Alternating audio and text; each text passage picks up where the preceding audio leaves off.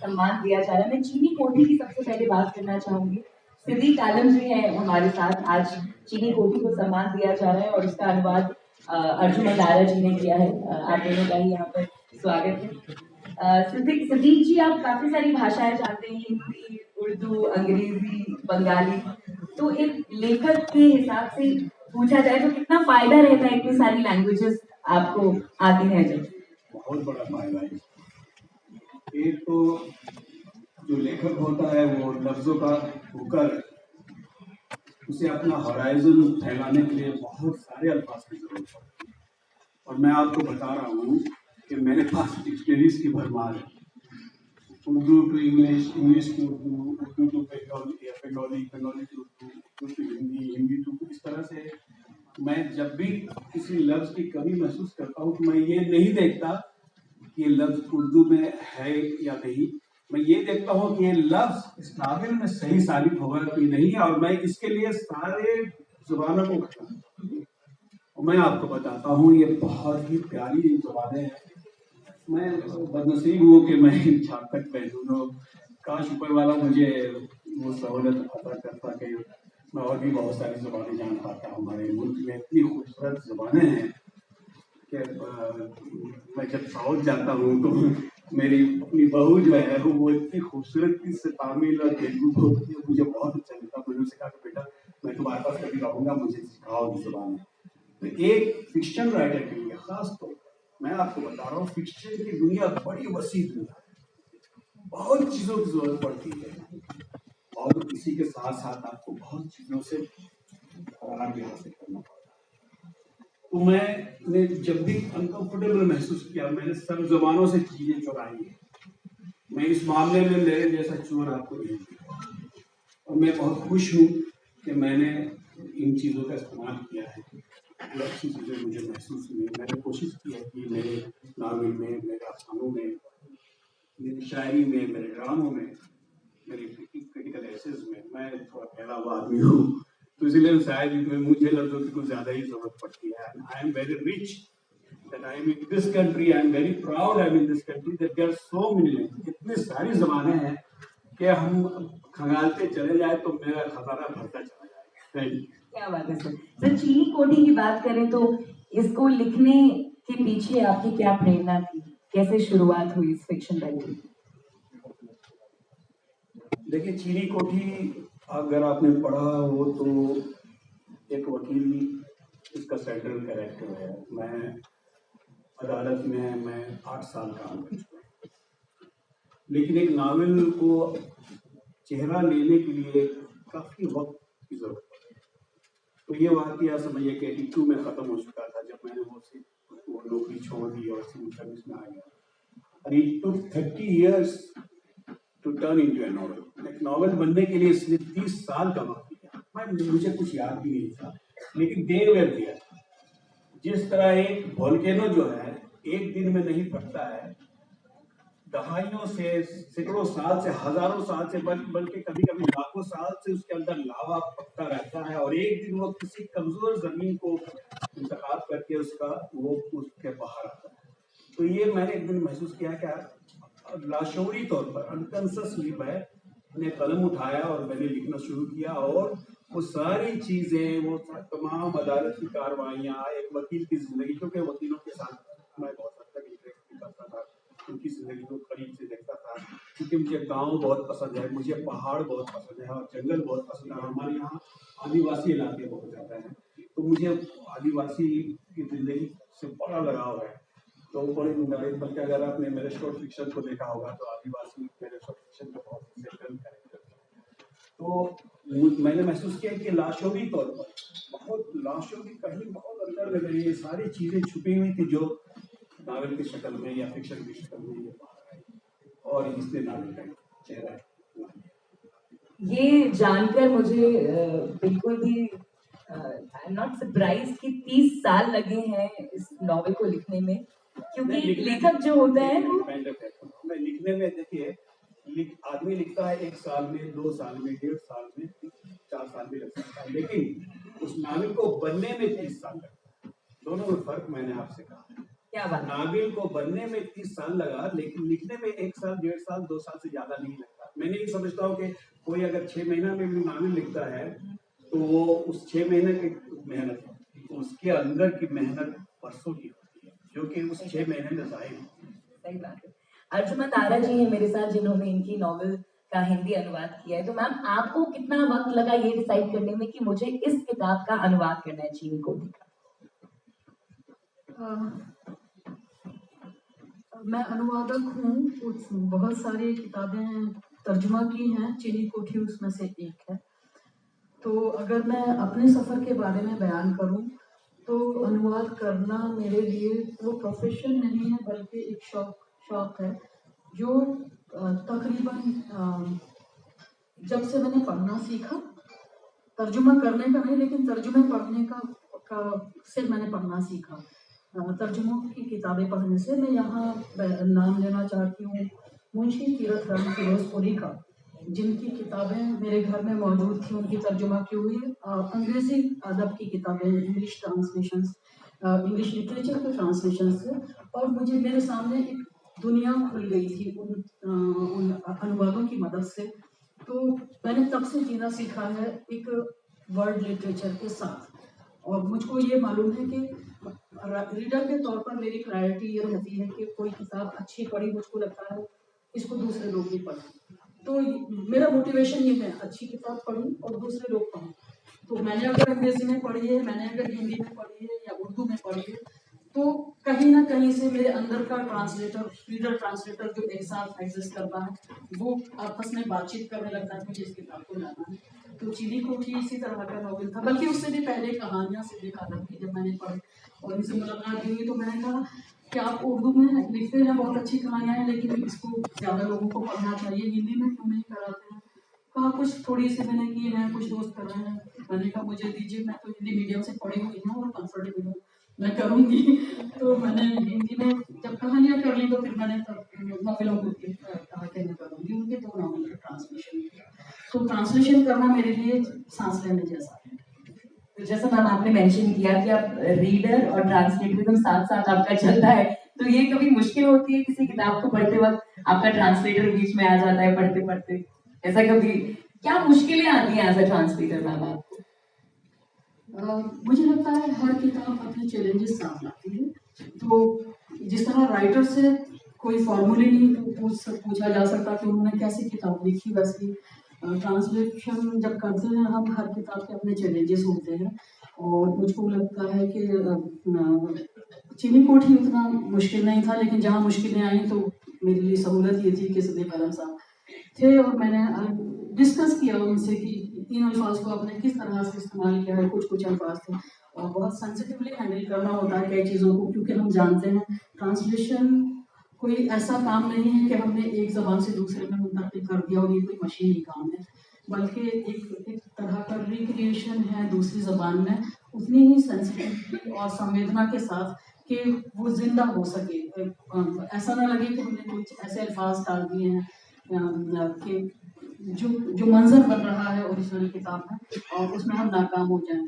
तो वो एक फाइन बैलेंस बरकरार कर रखना और पूरी ईमानदारी के साथ बरतना वो बहुत ज़रूरी होता है।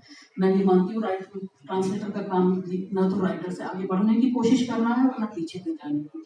तो वो जो बीच में एक बैलेंस बनाना है कि हम राइटर से आगे बढ़ने की कोशिश ना करें, हम ज़्यादा उसको क्रिएटिव बनाने की कोशिश ना करें, जितना है तो वो ईमानदारी बहुत ज़रूरी होती है ट्रांसलेटर की। वो ईमानदारी बेहद जरूरी होती है एक अनुवादक के लिए। हमारे साथ यहाँ पर खालिद जावेद जी भी हैं, इनकी दो उपन्यास हैं इनके जिन्हें आज सम्मान दिया जा रहा है। एक खंजर पानी में, नीमक खाना। तो इतनी सारी किताबें, इतने सारे उपन्यास आपने लिखे हैं, इवन इजिप्ट में, न्यू जर्सी में, पेरिस में, यूनिवर्सिटीज जो है उनके सिलेबस में आपका काम मौजूद है। तो आपसे सीखने वाले लोग खालिद जी बहुत सारे हैं। तो एक चीज होती है ना, कहते हैं कि वो पैशन आप कहाँ से लेकर आते हैं जो आज तक बरकरार आपको रखा हुआ है लिखने के लिए, लिखने की तरफ आप अग्रसर होते हैं।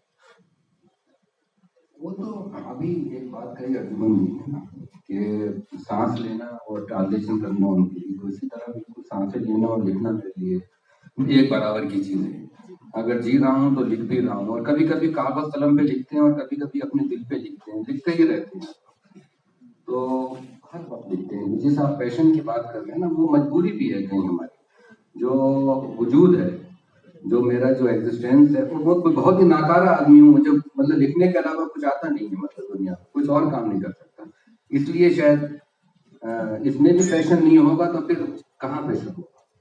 ये आप बहुत ग्राउंडेड बात कर रहे हैं सर, क्योंकि लिखना इतना आसान काम होता नहीं, और स्पेशली जब आप लिखते हैं तो क्योंकि उपन्यास लिखने में बहुत चुनौती लगती है। जब आप लिख रहे होते हैं कैनवस बहुत बड़ा होता है, ऐसे में लेखक कहीं भटक भी जाते हैं। तो कभी आपके साथ ऐसा होता है सर कि आप लिखते लिखते अपनी मंजिल से कहीं दूर पहुंच गए या किसी और मंजिल पर पहुंच गए? नहीं, वो जो किरदार होते हैं ना, शुरू में तो आप किरदार बनाते हैं, आप चरित्र बनाते हैं, उसके बाद फिर वो चरित्र आपको लेके चलता है, आपकी उंगली लेके चलता है। वो उसको मालूम है कि उसकी नियति क्या होगी। मतलब वो चरित्र को अब वो जाना किधर है उस कैरेक्टर को।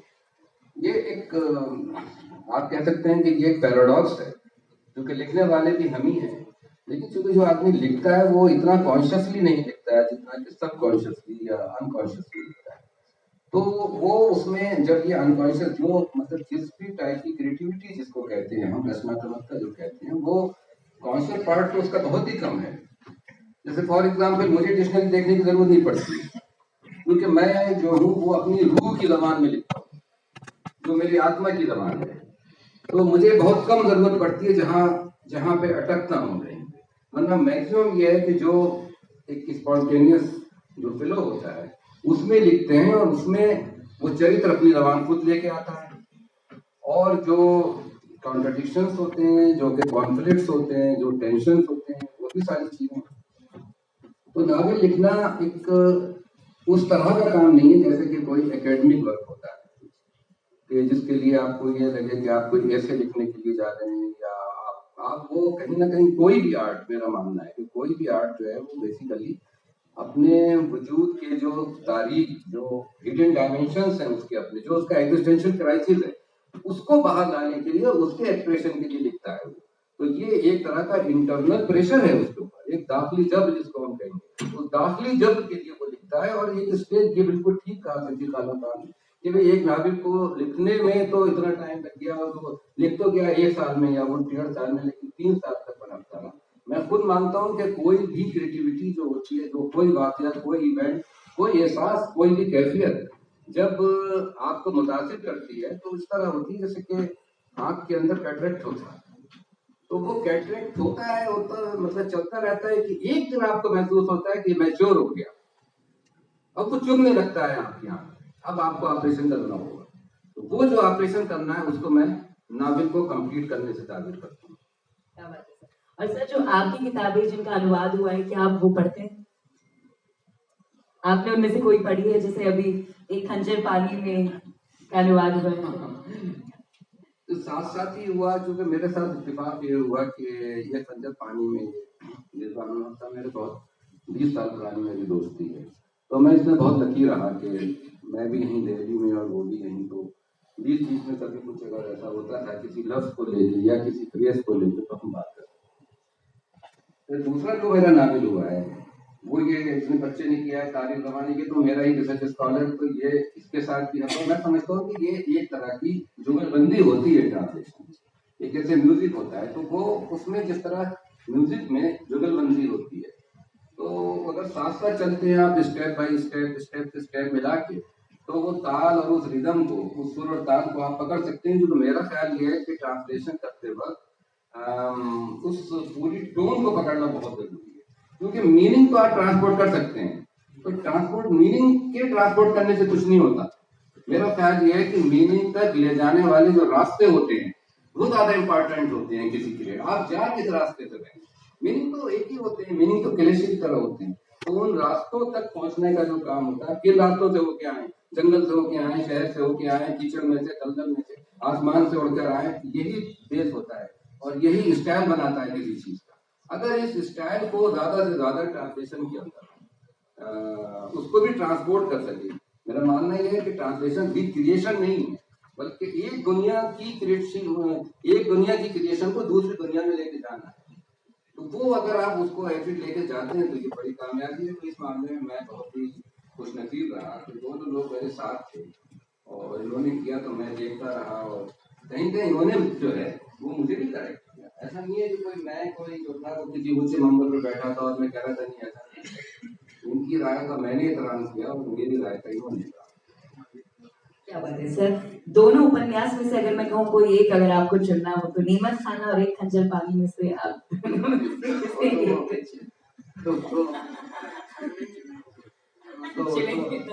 तो आते समझ लीजिए कि माँ को तो अपना हर बच्चा प्यार होता है, लेकिन कमजोर बच्चा से ज्यादा प्यार होता है। तो हमारे साथ रिजवानुल हक जी हैं जिन्होंने हिंदी अनुवाद किया एक खंजर पानी में, जिसे आज सम्मान दिया जा रहा है। सर, अनुवाद करते वक्त आपने खालिद जी को कितनी बार फोन करा, कितनी बार परेशान करा, कितनी बार मुलाकात करी? एक्चुअली मैं ज्यादा फोन तो नहीं किए हैं, बल्कि कुछ और दूसरी चीज भी मैंने इनकी ट्रांसलेट की है, उसमें ज्यादा किया, इसमें नहीं। इनके नावल जो है बेंड ऑफ माइंड जो है मेरा भी वही है और किसी हद तक ये सिद्दीक आलम का भी। तो इन दोनों नावलिस्ट के मैं बहुत करीब रहा हूँ, पर्सनली चाहे ना रहे, लेकिन जो नावल के अंदर की दुनिया है उसके तो बहुत ही करीब रहा हूँ। तो चीजें आती हैं। और दूसरा है कि उर्दू और हिंदी मेन है कि दोनों लैंग्वेज पर आपकी पकड़ कितनी है। तो उर्दू तो मेरे प्रोफेशन की जुबान है, मैं उर्दू का क्लासिकल प्रोफेसर हूँ। और हिंदी भी मैंने ग्रेजुएशन तक हिंदी मीडियम ही पढ़ाई की है, तो अंग्रेजी का भी थोड़ा बहुत है। तो कोई उस तरह से बहुत ज्यादा मुश्किल मुझे नहीं आती है। कुछ खास बात यह है कि इनके नावल में चूंकि कंटेम्प्रेरी चीजें ज्यादा होती। कंटेम्प्रेरी ये नहीं मतलब नहीं है कि वो समाज में क्या हुआ उसको इन्होंने रिफ्लेक्ट कर दिया, लेकिन जो बेसिक क्वेश्चंस हैं हमारे जिंदगी के, हमारे बड़े क्वेश्चन वो इनके यहाँ बहुत हैं। कुछ राइटर्स हिस्ट्री में बहुत जाते हैं, खालिद जावेद साहब हिस्ट्री में बहुत रेयर जाते हैं। तो वो अपने आप को उसके करीब पाता हूँ, इसलिए मुझे लगता है कि ट्रांसलेशन आसानी से हो जाता है। जैसे इससे पहले मैंने एक ट्रांसलेशन किया था शमसुर रहमान फारूकी का नावल है कब्ज़े ज़मान। वो 16वीं सदी में भी है, कुछ हिस्सा 18वीं सदी में है। तो उसमें ज्यादा दिक्कत आ रही थी। ये बहुत आसानी से मुझे लग रहा है, वो प्रोसेस है वो ठीक है, लेकिन उस तरह से मुझे मुश्किल नहीं आई। रिजवानुल हक जी ने खुद 2021 में एक नॉवल लिखा है, खुदकुशी नामा। तो नॉवल लिखना, खुद उपन्यास लिखना ज्यादा मुश्किल काम है या अनुवाद करना ज्यादा मुश्किल काम है? वैसे तो जाहिर है लिखना ही ज्यादा मैं कहूँगा, लेकिन इतना आसान नहीं है। उसकी अपनी दूसरी दुनिया है उसके, क्योंकि आपको जब एक इंडिपेंडेंट दुनिया क्रिएट करनी होती है अपने नाम में, तो आपको ज्यादा कॉन्शियस होना रहता है, क्योंकि उसके लिए आप पूरी तरह जिम्मेदार हैं। इसमें तो यह है कि खालिद जावेद ने जो लिख दिया बेसिक वो जिम्मेदार हैं। तो ये है कि हाँ, जहाँ हम उसको ले जा रहे हैं उस दुनिया के तकाजे भी होते हैं। अगर हम हिंदी में कर रहे हैं तो हिंदी के जो अपने तकाजे होते हैं, उनकी चीजें हैं। तो और उर्दू और हिंदी मुझे लगता है कि शायद दुनिया में सबसे करीबी दो जुबानें हैं, जिनका कोई भी लैंग्वेज है, वर्ड्स तो बहुत जुबानों के इधर से उधर आते हैं, लेकिन ग्रामर अलग होती है। हिंदी और उर्दू की करीब 90% ग्रामर भी एक ही है। अभी जो हम लोग बात कर रहे हैं, अभी इसी को हमें उर्दू कहेंगे, कोई हिंदी भी कह सकता है। तो इस तरह की उर्दू हिंदी में जो एक बहुत स्पेशल रिश्ता है, और हम तो इसको दोस्ती का ही रिश्ता मानते हैं। तो ये एक प्रोसेस है। तो मुझे लगता है कि मुझे यहाँ कोई दिक्कत नहीं है। क्या बात है। अभी आगे बढ़ना चाहूंगी, मोहसिन खान जी हमारे साथ हैं लखनऊ से। अल्लाह मियाँ का कारखाना, इस उर्दू उपन्यास को आज सम्मान दिया जा रहा है। बड़ों की किताबें भी लिखते हैं और बच्चों की किताबें भी लिखते हैं, जो मैं ऐसा समझती हूँ कि काफी मुश्किल होता है बच्चों की मेंटालिटी को समझना, उनकी मानसिकता को समझना। इनकी कहानियां अलग अलग भाषा में ट्रांसलेट की जा चुकी हैं। ज़ोहरा, इनकी किताब अल्लाह मियाँ का कारखाना हिंदी, मराठी, सिंधी, कश्मीरी और पर्शियन लैंग्वेज में भी ट्रांसलेट किया जा चुका है। इनके रेडियो प्लेज को भी सम्मान मिला हुआ है, ख्वाबों के ताबीर और कैसी कैसी मजबूरियाँ। सर, आपके जो नाम है, जो आपका उपन्यास है अल्लाह मियाँ का कारखाना, इसका नाम मुझे बेहद पसंद आया, बेहद खूबसूरत लगा। तो नाम की जर्नी क्या रही, और इससे पहले जो नाम आपने लिखा और कैंसिल किया ना कि ये नहीं, इसके बाद ये फाइनल करते हैं, वो पिछला नाम क्या था सर, याद है आपको?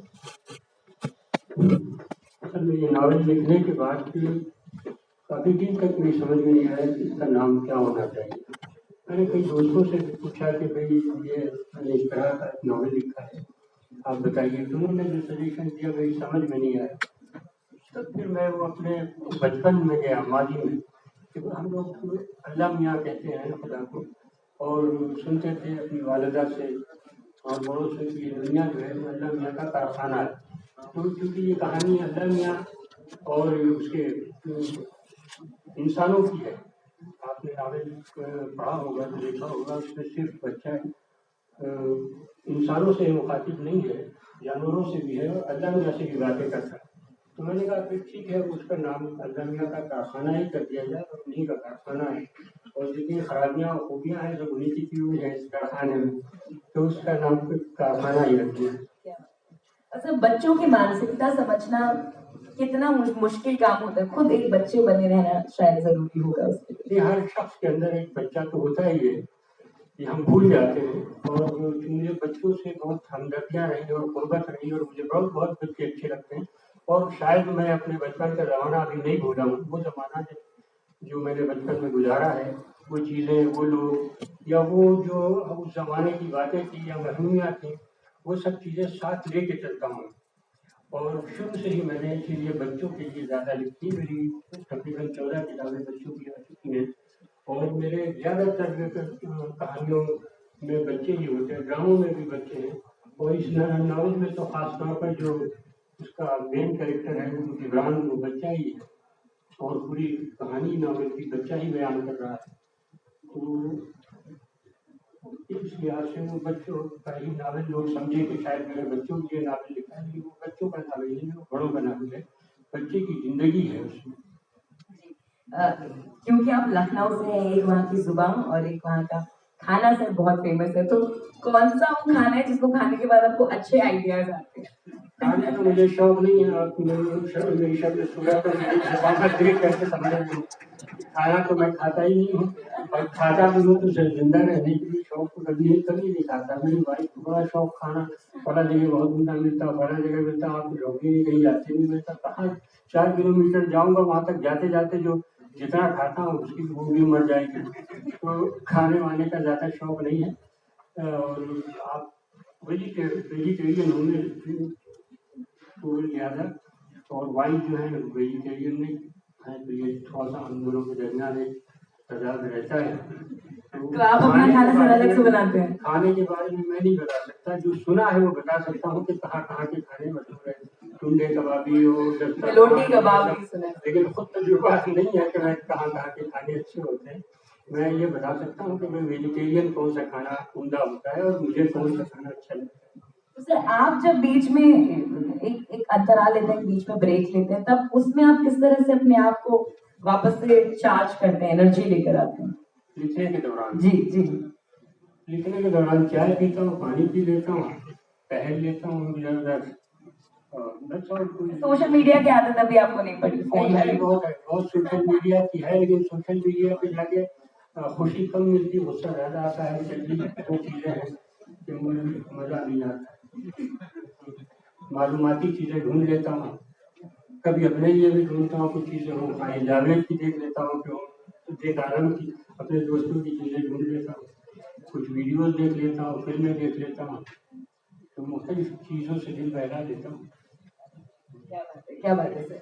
आगे बढ़ते हैं, मेरे साथ यहाँ पर जमान तारिक जी हैं, क्योंकि यहाँ पर सोशल मीडिया की बात हुई है और आप डेफिनेटली सोशल मीडिया तो यूज करते होंगे, तो आपने भी अनुवाद किया है अभी नेमत खाना का, खालिद जावेदी के उपन्यास का। तो आप जब, क्योंकि खुद एक पीएचडी स्कॉलर हैं, आप काम भी कर रहे हैं, सोशल मीडिया पर भी जाते हैं, तो आप सोशल मीडिया पर जाते हैं तो आपको क्या लगता है कि किस तरह से ये साहित्य और साहित्यकार जो है उनकी मदद कर पा रहा है सोशल मीडिया आपके हिसाब से? नहीं, मेरा ख्याल है कि एक ऐसा प्लेटफॉर्म बन गया है और ये मौका जरूर सबको फराहम किया है इसने कि बाकायदा उन राइटर्स से जो लोग वहाँ पर मौजूद हैं कम से कम, यानी जिनको हम अब तक पढ़ते आ रहे थे और सिर्फ राइटिंग के जरिए उनको हम जानते थे, अब एक कनेक्शन हम उनसे बना सकते हैं और एक बातचीत का सिलसिला, एक गुफ्तगू का आगाज उनसे कर सकते हैं। तो मेरा ख्याल है सोशल मीडिया के जरिए ये मौका तो जरूर बना है और साहित्य क्या मतलब तमाम आर्ट्स के लिए ये एक बहुत अच्छी चीज़ है कुल मिलाकर। हाँ, ये अलग बात है कि ज़ाहिर है कुछ खूबियाँ और कुछ खामियाँ तो ज़रूर मौजूद है वहाँ पर। तो आपने अनुवाद करना शुरू किया, अभी कुछ किताबों का आपने अनुवाद किया है। नेमत खाना की बात करें तो इसके पीछे जब आपने सोचा कि इसे अनुवाद किया जाए, इसका अनुवाद किया जाए, तो क्या उसके पीछे आपकी प्रेरणा थी? देखिए, पिछले 2 दशकों की अगर बात की जाए तो मेरा ख्याल है कि हमारे यहाँ फिक्शन के हवाले से जिन नामों का बहुत ज़्यादा चर्चा रहा है, खालिद जावेद साहब उनमें से एक रहे हैं और मेरा सौभाग्य है कि मैं सर के ही अंडर में पीएचडी कर रहा हूँ। हालांकि उससे पहले भी सर की जो कुछ कहानियाँ और जो कुछ भी उनके फिक्शन के हवाले से मैं उनको जानता था और कुछ जब पढ़ने का मौका मिला, कुछ कहानियाँ पढ़ी, फिर 1-2 नॉवेल है, फिर जब नेमत खाना मेरे हाथ में आया तो एक अच्छे टेक्स्ट का जो तासुर जाता है किसी भी पढ़ने वाले पर, किसी भी पाठक पर, वो मेरे साथ भी हुआ। यानी जैसा कि कहा गया है कि एक अच्छा टेक्स्ट वो है जिसको पढ़ने के बाद आप वो नहीं रहते जो पढ़ने से पहले थे। तो लगभग कुछ इसी कैफियत का शिकार मैं भी रहा और देर तक रहा और इसी दरमियान मैंने ये फैसला किया और सर से गुजारिश भी की, इजाज़त तलब की और सर ने इजाज़त दी और फिर मैंने शुरू कर दिया। बीच में कहीं आपको मुश्किलें आई, कहीं पर आपको? बिल्कुल मुश्किलें आती हैं। ज़ाहिर है ट्रांसलेशन मैं समझता हूँ कि बिल्कुल इतना आसान काम नहीं है और ख़ास तौर से फिक्शन का ट्रांसलेशन एक अपने आप में मेहनत के साथ-साथ कुछ और बुनियादी बातें हैं जिनका ख़्याल रखने की ज़रूरत पड़ती है। मुझे बुनियादी तौर पर जो चीज़ समझ में आती है कि फिक्शन के ट्रांसलेशन में जो बुनियादी चैलेंजेस हैं, उनमें तो सबसे पहली चीज़ ये है कि सिर्फ अर्थ पहुंचा देना काफ़ी नहीं है, मैं ऐसा समझता हूँ। जैसा कि सर ने भी इससे पहले जिक्र किया, बल्कि उससे ज़्यादा ज़रूरी है कि जो बात कही गई है उस बात को कहने का जो अंदाज इख्तियार किया गया है। यानी अगर मैं सीधे लफ्ज़ों में कहूँ कि भाषा शैली जो है, तो उस भाषा शैली के कितना आप करीब रह सकते हैं, ये आपकी सबसे ज़्यादा कामयाबी है ट्रांसलेशन में। हालांकि ये मुमकिन नहीं है, कहा जाता है कि किसी भी चीज़ का 100% तर्जमा तो मुमकिन नहीं है, लेकिन बहरहाल ये कोशिश की जा सकती है। तो सबसे पहला चैलेंज तो ये होता है कि उस शैली को बरकरार रख सकें और दूसरी चीज़ जो होती है कि ज़ाहिर है 2 अलग ज़बानें हैं और बिल्कुल हो सकता है, बिल्कुल करीब की ज़बानें हैं, लेकिन फिर भी दोनों के मिजाज में एक फ़र्क है। तो अच्छा, दोनों ज़बानों के कुछ अपने कल्चरल कोड्स हैं, तो उन कोड्स को ख़ास तौर से दूसरी ज़बान में लाते हुए ऐसे लफ्ज़ों का इंतख़ाब करना, ऐसे लफ्ज़ वहाँ पर रखना कि दूसरी ज़बान के लोग उस मूल भाषा की, जहाँ तक बात है, मूल भाषा के जो कल्चरल कोड्स हैं उनको डिकोड कर सकें। तो ये 2 ख़ास तौर से मुझे मुश्किलें पेश आई, लेकिन ज़ाहिर है कि सौभाग्य मेरा कि मैं जब भी ज़रूरत ऐसी महसूस होती, मैं आसानी के साथ सर के पास जा सकता था। तो ये सारी चीज़। क्या बात है। तो बैंक ऑफ बड़ौदा ने इस सम्मान की शुरुआत करी है, आपके हिसाब से युवा इससे किस तरह से प्रभावित होंगे, इस तरह के सम्मान से? बिल्कुल, एक तरह से ये बहुत बड़ी हौसला अफजाई है और जैसा कि इसका फोकस है कि भारत की जो ज़बानें हैं, यानी खासकर क्षेत्रीय भाषाएं जो कुछ हैं। अच्छा देखें, क्षेत्रीय भाषाओं में भी बहुत कुछ लिखा जा रहा है और बहुत अच्छा लिखा जा रहा है, लेकिन मुश्किल ये है कि ज़ाहिर है जहाँ तक उसे पहुँचना चाहिए वहाँ पहुँच नहीं पा रहा है। तो ये तो ज़ाहिर है उसका सबसे अच्छा ज़रिया ट्रांसलेशन हो सकता है। बैंक ऑफ बड़ौदा की जो ये पहल है अपने आप में मैं समझता हूँ कि ऐतिहासिक है और इसके नतीजे और इसके ज़रिए जो कुछ होगा जल्द ही हम आने वाले वक्तों में देख पाएंगे। तो अच्छा, क्षेत्रीय भाषाओं की जो कृतियाँ हैं, साहित्यिक कृतियाँ हैं, उनका ट्रांसलेशन बिल्कुल हिंदी ज़बान में हो रहा है, लेकिन मैं समझता हूँ कि ये वन वे ट्रैफिक नहीं है, ये 2 वे ट्रैफिक होना चाहिए। यानी ज़ाहिर है क्षेत्रीय भाषाओं का उससे बड़े दायरे वाली ज़बानों में ट्रांसलेशन, लेकिन दूसरी ज़बानों की जो साहित्यिक कृतियाँ हैं उनका भी क्षेत्रीय भाषाओं में भी ट्रांसलेशन होना चाहिए। तब मुझे लगता है कि कोई एक तस्वीर सामने सही तरीके से आ पाएगी।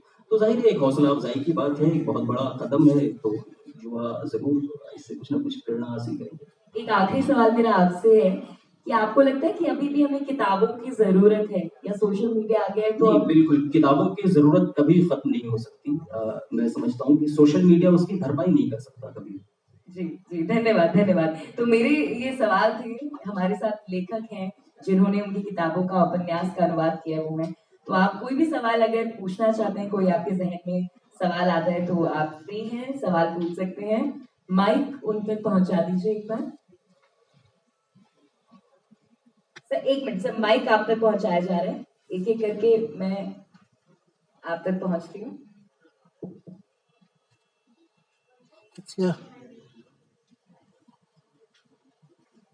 सर प्लीज अपना नाम और आप जिनसे सवाल पूछना चाहते हैं वो बताइए।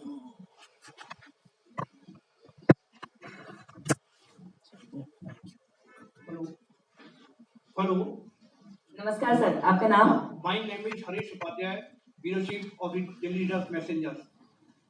My question is that from खाली जवाब कि आप खुशनसीब भी हैं और आज खुश भी हैं। आप इन दोनों उपन्यासों को लिख करके, एक खंजर पानी और नेमत खाना लिख करके आप कितने मुतमईन हैं आज?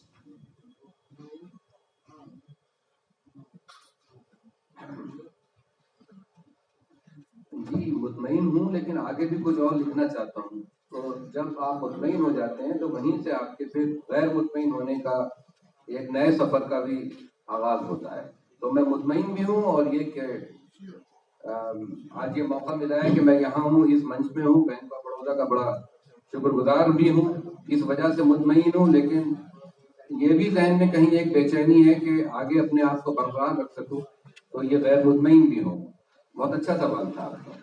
Second is that what are the main characters and किरदार in your both novels, एक खंजर पानी and नेमत खाना? मेन कैरेक्टर्स क्या है इसमें दोनों उपन्यास में, मैं जानने के लिए उत्सुक हूँ। I think it's very detailed question. अगर आप इन नाटकों को पहले पढ़ लें, उसके बाद फिर कुछ उसके किरदारों के बारे में बात करें, क्योंकि समरी नहीं मतलब बताई जा सकती। नाटक के बारे में हम तो खुद नहीं जानते कि क्या है, वो तो वो किरदार ही बता पाएंगे, और वो किरदार तब बताएंगे जब आप भी पढ़ लेंगे उनको। किस बारे में, मतलब थोड़ा सा ये पता चला किस उसका मेन? वो नावल थोड़ा सा पढ़ने के बाद, दोनों में थीम है। ये जो एक खंजर पानी है, इसका आपको थोड़ा सा विषय वस्तु बता सकता हूँ। यस। कोई एक विषय वस्तु होती नहीं है। ये भी है कि साहित्य में कोई एक थीम नहीं होता है। हम कोई थीम मानते हैं, आप कुछ और मान सकते हैं उसको, और दूसरा कुछ और मान सकता है।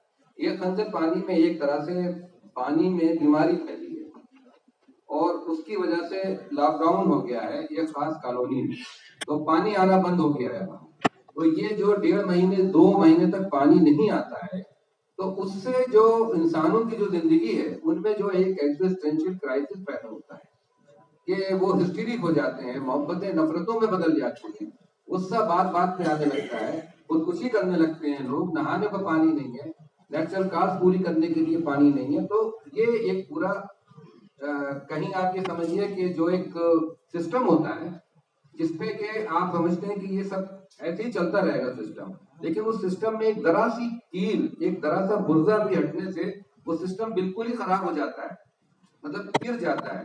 तब आपकी जो मॉरल वैल्यूज हैं, जिन पे हम और आप इतना इतराते हैं, जो हमारी अखलाकियात हैं, उनका कैसा कैरिकेचर बनता है, मतलब कैसे चेंज हो जाते हैं। तब हमें लगता है कि शायद हमने मुखौटे ज्यादा लगा रखे थे, असल कुछ और है।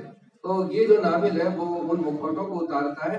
और एक चीज ये कि चूंकि नावल पानी के बारे में है और ये कहा जाता है कि अब अगर कोई जंग हुई 4th वर्ल्ड वार तो पानी को लेके होगी, तो इस हवाले से है। लेकिन जब आप नावल को मेरा ख्याल है खुद भी पढ़ेंगे तो उसके बाद शायद बात करना आसान होगी। जावेद साहब, hello, can you just check?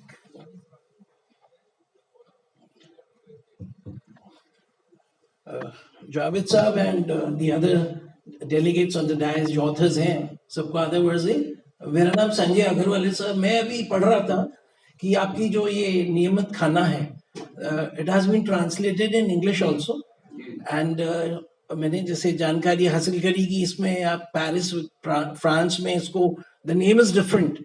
तो जब नेम आप बदल रहे हैं एक नॉवल का, नियमित खाना एक हम लोग अलग समझेंगे उर्दू लहजे में, और जो आपका पैराडाइज ऑफ फूड, तो उसके बारे में कैसे, how do you get that message across sir? नहीं, देखिए वो नाम तो बदल सकते हैं आप, मतलब कहीं भी, वो तो अपने जो के लैंग्वेज कल्चर है, डिफरेंट लैंग्वेज कल्चर के अंदर नाम तो बदले जा सकते हैं।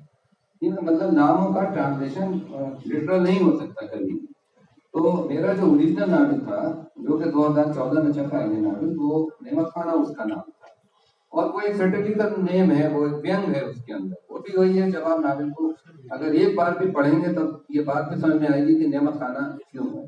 अब जब ये नावल इंग्लिश में ट्रांसलेट होने के लिए जा रहा था, तो वहां ये डिस्कस हुआ कि अगर नेमत खाना ही नाम इसका रखा जाएगा तो वो इंग्लिश रीडर तक उस तरह से पहुंच नहीं पाएगा, वो उससे अपने आप को आइडेंटिफाई बिल्कुल नहीं कर पाएंगे, क्योंकि वो तो वो मतलब रहे हमारी जो ये नई जो नस्ल है, नई जनरेशन है, इनको भी बताना पड़ता है कि नेमत खाना होता है कैसे। तो वो तो हमारी जो 1960 वाली हमारी जनरेशन है ना, 60 वाली, 64-65 में, वो एक घर में लकड़ी की या लोहे की अलमारी टाइप होती थी जिसमें कि जाली, ठीक है, उसको नेमत खाना कहते थे, क्योंकि वो जमाना फ्रिज का जमाना नहीं था। तो उसमें जो खाना रखा जाता था खाने को खराब होने से बचाने के लिए, कि उसमें हवा भी आती रहती। अब मजे की बात ये थी कि नाम तो था उसका नेमत खाना, तो लेकिन वो अमीर आदमी के घर भी होता था, वो गरीब आदमी के घर भी होता था, कहता वो भी उसको नेमत खाना था। तो उसमें शायद दोस्त भी रखे हो सकते थे, बिरयानी भी रखी हो सकती थी। मोहसिन साहब को कोई हमारे दोस्त हैं, कोई दिलचस्पी नहीं है इनको खाने से, मुझे भी नहीं है, लेकिन मुझे खाने के नामों से बहुत दिलचस्पी थी। तो उसमें शाही गोश्त और बिरयानी और सामान को भी रखा हो सकता था, उसमें चटनी रोटी भी रखी होती थी सूखी, उसको भी वो गरीब आदमी नेमत खाना ही कहता था। दैट इज द पॉइंट जिसके बाद नाम में लिखा गया। इसको आप किस तरह से पहुंचाओगे वहां पे, तो पैराडाइज ऑफ फूड जब कहा गया तो वो दरअसल इस नाम में जो है वही व्यंग आ गया। नेमत खाने का कोई ट्रांसलेशन क्या आप ट्रांसलेशन करें, क्या करें? फूड कैबिनेट नहीं कर सकते थे इंग्लिश में, पेंट्री नहीं कर सकते थे, किचन नहीं कर सकते थे।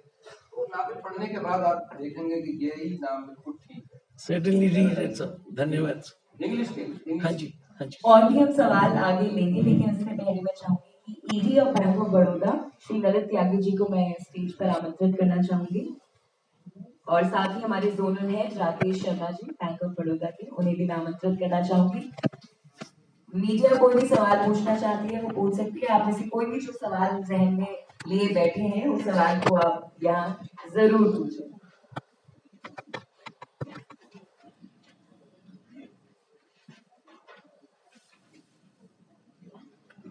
May I ask the question? Ji ji ji. I've introduced myself. I'm Sanjay Agarwal. I'm from the media. So my question goes to the Bank of Baroda team, you know, by the executive director. So when you were selecting this, you had a jury, and जैसे हम लोग ने जानकारी हासिल करी कि जो खंजर जो पानी में है उसके, it's about water, and there is this, we have this Jal Shakti mission by our Prime Minister Modi ji, जो समस्या भारत में आ रही है और जो हम लोग सुलझा पा रहे हैं, and Israel was one country जिसमें समस्या थी। तो was it any thoughts of thinking when this you did the selection? So what were the basic criteria, sir?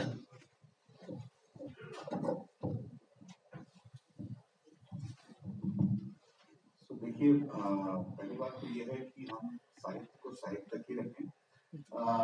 जो बड़ा मिशन है वो तो एक बहुत महत्वपूर्ण है। तो देखिए, इसमें बैंक ऑफ बड़ौदा की भूमिका इनके सिलेक्शन में बिल्कुल ना के बराबर है। एक प्रतिष्ठित जूरी है जैसा कि हमने आपको बताया, और जो शुरुआती प्रोसेस है वो ऐसी थी कि आमंत्रित किए गए वो उपन्यास जो जिनके की लास्ट वर्ष गत वर्ष में हिंदी अनुवाद हुए हैं। तो विभिन्न भाषाओं में बहुत उपन्यास हैं, बट अनुवाद उनके कम नंबर में हुए होंगे। और दूसरी बात, एक प्रतिष्ठित जूरी ने उसको लॉन्ग लिस्ट तक लाए हैं।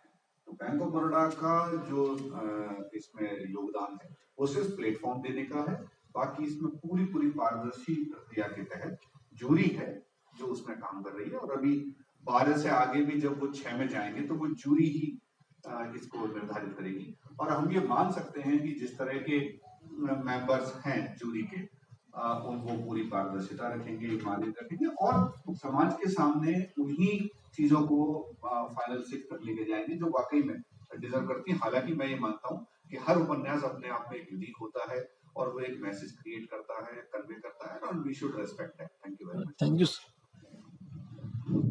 जनाब सिद्दीकी आलम जी। यस यस जनाब सिद्दीकी आलम जी, एक इसरार है या इल्तिजा कहेंगे एक तरफ से, जैसा कि आपने बताया कि आप शायरी लिखते हैं, तो क्यों ना इस मौके पे एक कलाम हो जाए, तो the atmosphere will be more pleasant today. मतलब आप क्या चाहते हैं कि कोई मैं नज़्म सुनाऊं? हाँ, इस अंजुमन में, इस महफिल में कुछ हो जाए, क्या इसकी इजाजत है? इत्तेफाक से मैंने एक दो नज़्में अपने पास रखी हुई थी, तो उसे मौका मिल जाएगा पढ़ने का, वरना मुझे याद नहीं आती। जोरदार ताली हो जाए।